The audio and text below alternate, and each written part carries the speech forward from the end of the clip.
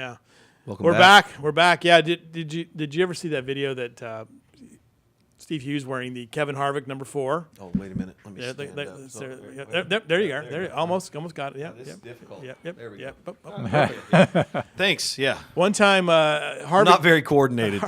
Harvick posts a lot of videos on Instagram of his son, Yes. Keelan, Yes. playing with cars. And there's one where he takes the cars and he just kind of shoves them around the. And anybody who's had little boys, that's what little boys do, and that's reminded me of my kid. I still do that on Sunday mornings. Push the cars down the thing, but apparently DW's car is not allowed.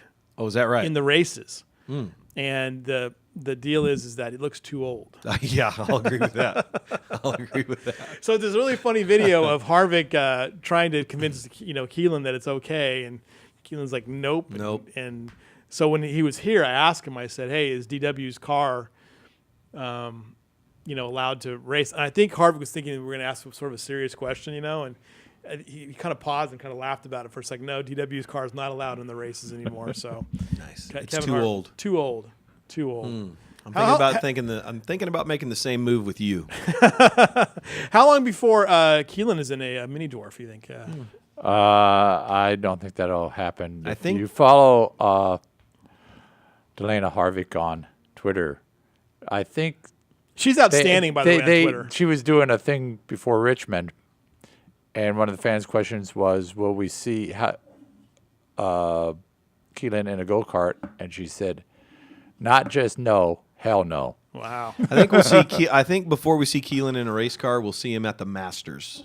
That's true. I think that's the goal. He does swing the golf ball. Yes, he does. So that may change, but right now, probably not within the next year. Yeah. You're not going to see him in I'm sure he's got a set of golf clubs already. He does. Yeah. Well, and the other thing, too, the other sport that you can see that kid, because Kevin still pays attention to it is wrestling, and that's such a great sport for kids to be involved in, too. So kind of fun, though. It's fun to watch. She, by the way, Delana is an amazing Twitter, person to follow on Twitter.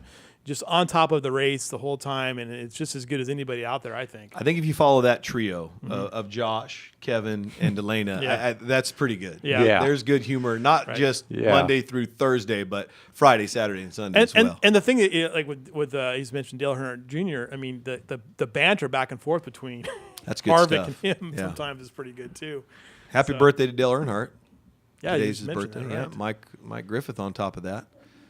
Okay. So good day for the Earnhardt family, remembering him, but bad day for Danica Patrick, huh? Yeah, the Let's Go Daddy today. Yeah. That's trending worldwide right now. Yes, it is. So is that a blow to NASCAR? Is that a blow to Danica? Is that, Go Daddy looking for a different direction? Well, if you looked at her response to that, it sounds like they're not giving up the Danica brand. They're getting away from NASCAR. Right. So I like what she said. Another opportunity for another great breakout business to really grow with that number 10 team for Stewart Haas Racing. Because clearly, to me, I mean, she's really given them a lot of recognition and elevated them a lot. So I mean, that's clear. When I went down to Auto Club Speedway in Fontana for the race to promote our opening night at Kern County Raceway, I was directly across from the Danica Patrick merchandise trailer. And you want to talk about one of the busiest on that whole area there, not only buying stuff, but the little girls, the young ladies, the guys coming up buying gear, and then, of course, taking their selfie with the big picture of Danica right behind them. It was a busy spot. So I think the popularity of Danica is there. I don't think she's a novelty anymore. No. Her results are starting to get better and better. Do we need her in NASCAR? I think, yeah. Absolutely. Yeah. And you see all the young women and girls that are racing at both Bakersfield Speedway and at Kern County Raceway Park. Even in the Famoso now in the other divisions, it's changing. The world has changed in this sport. You're going to see. You see that already, like Erica Enders, Stevens winning, and the in drag racing right now. So it's going to be something that's going to happen here at some point. By the way, girls, Cabe and Cale have tied for the victory of the first ever Grumpy Griff Award. So we'll have to figure that out. We'll put 2 pictures in there and we'll have tied. Well, I mean, tied. that had to be some.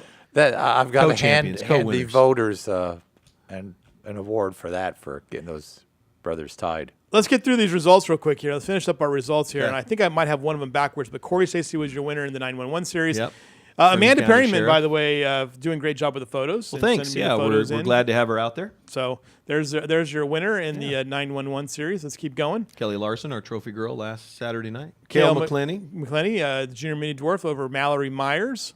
Talk about another sister out there. He definitely has his victory lane stance down. He's got that figured out. Yeah. That's copying. I think Derek Thorne did that a Yeah. couple weeks ago. 7 years old there. And Kiersey, another victory, and got a nice note from Brad. It was weird. I saw a picture of Kiersey doing a choir thing on Facebook. It was the first time I think I've seen her outside of a racing thing.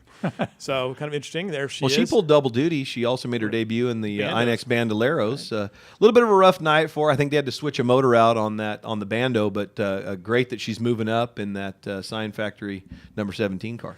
Okay, and there's Cabe with the win in the Bandolero class, and with being Sam Richardson and Jeremy Clark, there he is. Sam Richardson, the second generation of Richardson. That, really? that Okay. is Brian's son. So I got this name wrong initially, but it's Sam Pichet with the win in mini stocks over Terry Pettit and Stacey Evans. Looks everything's correct there. Okay, there we are. And there's one proud papa, Pierre Pichet. We call him the professor.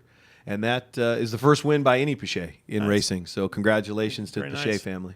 I think I have this backwards. You do. Okay, so Yeah. this is feature number 2, actually. Eric Richardson was the winner over Brian Richardson. And Chris Dalton with his best finish of his career trying in a to late figure that model car and out fourth. finally. Yeah. And so that was the nightcap. This was the earlier winner, Brian Richardson, with the win, his first win of the season. Yep. We knew it was only going to be a matter of time, but it's going to be a good year for these guys, and they continue to dominate. And a good night of racing. Well, that's it. And then Amanda also sent over these great photos from the motocross. So Supermoto. Supermoto. It's all right. Right. I remember when it used to be called Super Motard, and then now it's Supermoto, and it's really basically what it is. You take a motocross bike essentially, and then put big brakes on it, and the 17-inch road racing wheels. That's more of the pro. We're working on a true sportsman class where you keep that 18-inch rear wheel and the 21-inch front tire with road tires on there. That's more of the sportsman. When you see the pros is when you get to see those 17-inch wheels and the big brakes and all of that. So, but it's a great class. It was very popular at its peak back at Mesa Marin Raceway, and we're just glad to have them back now 6 times in 2015. So we kind of added an extra race in there for the Supermotos. All right, everybody, thanks a lot for joining us. Thanks for voting in the weekly poll. We appreciate it very much. Thanks to Mike Mosier, the race doctor. Thanks to Steve Hughes and Blake Bowser. We'll see you guys next week on the Baco Motorsports Power Hour, brought to you by the Bakersfield, California.